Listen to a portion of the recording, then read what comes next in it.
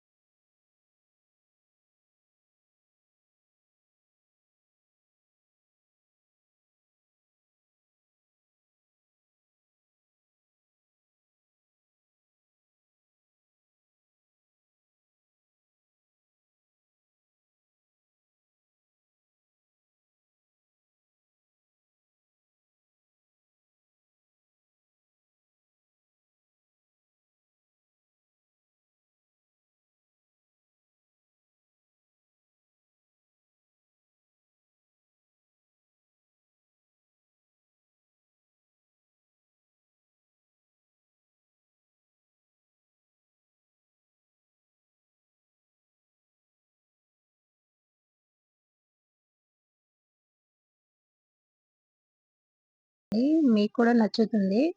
ఎలా వచ్చిందో కామెంట్ చేయండి అలాగే.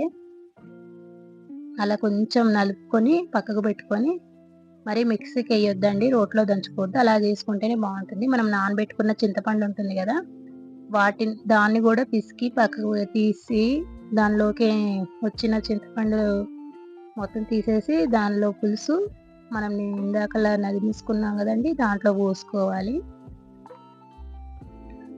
దాంట్లో పోసుకున్న తర్వాత మంచిగా కొంచెం కలుపుకోవాలండి. గరిటెతో కలుపుకున్నా సరే, లేతే కొంచెం దాంతో ఇట్లా అంటే దాంట్లో ఉన్న రసం అనేది పచ్చి పులుసులోకి పడుతుంది. ఎందుకంటే పచ్చివి కదండీ అన్నీ. అలా కొంచెం చేత్తోని అనుకుంటేనే బావుంటుంది. తర్వాత పోసేసుకోవాలండి ఆ పచ్చి పులుసులోకి. కొంచెం ఆయిలు, జీలకర్రావాలు, ఎండుమిర్చి 2, కరివేపాకు, తర్వాత పసుపండి ఇంతే. ఇంతే చాలా తక్కువ టైంలో చాలా టేస్ట్ అయిన పచ్చి పులుసండి. నా స్టైల్‌లో ట్రై చేయండి. ఎలాగొచ్చిందో చెప్పండి. కామెంట్ చేయండి. పోసి అందులోకి ఏసేసుకోవాలండి పచ్చి పులుసులోకి. టేస్ట్ మాత్రం అద్దిరిపోతుంది. Thank you friends. లైక్ చేయండి, షేర్ చేయండి, సబ్స్క్రైబ్ చేసుకోండి మన ఛానల్‌ని. బాయ్.